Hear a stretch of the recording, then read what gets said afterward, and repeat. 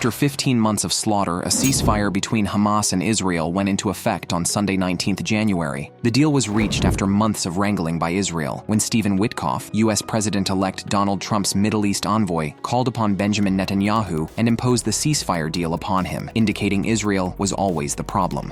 The deal, despite the media portrayal, is limited and agrees to a 45-day ceasefire with the exchange of some prisoners and humanitarian aid going into Gaza, which has been bombed back to the Stone Age. Israel has been working to change the regional security paradigm by depopulating North Gaza and maintaining a buffer zone on Gaza's border areas, as well as controlling the Philadelphia corridor with Egypt. But the U.S. envoy forced Netanyahu to reverse Israel's gains over the past year. The ceasefire is really a temporary truce and doesn't deal with any of the underlying issues of occupation, slaughter, the future of Gaza, reconstruction, and Palestinian nationhood. The ceasefire doesn't even call for an end to the war. After months of arguing, Israel will not negotiate with Hamas until it's destroyed and defeated. Israel has done just that and lost many of the gains it's made over that period. It does remain to be seen what happens after the ceasefire ends in 45 days. China's population fell for the third consecutive year in 2024 as a demographic crisis continues to loom over the rising power. The National Bureau of Statistics reported that the Chinese population fell by over 1 million over the past 12 months as deaths continue to outpace births. As a result, China's fertility rate has fallen to 1.15 children per woman, when 2.1 children per woman is needed to maintain a stable population. China's population has been steadily declining since the 1980s, but the year 2022 marked the first time deaths outpaced births since 1961, when China was in the midst of the disastrous Great Leap Forward. The declining population has wide-reaching implications for the economy, with the working-age population shrinking, piling pressure on labor productivity. China's huge and endless supply of workers was the backbone of its economic growth for 4 decades. China needs its large population to consume its huge productivity. With China's workforce shrinking, this will mean its consumer base will also shrink, and this will likely pose one of the most serious challenges to the Chinese Communist Party.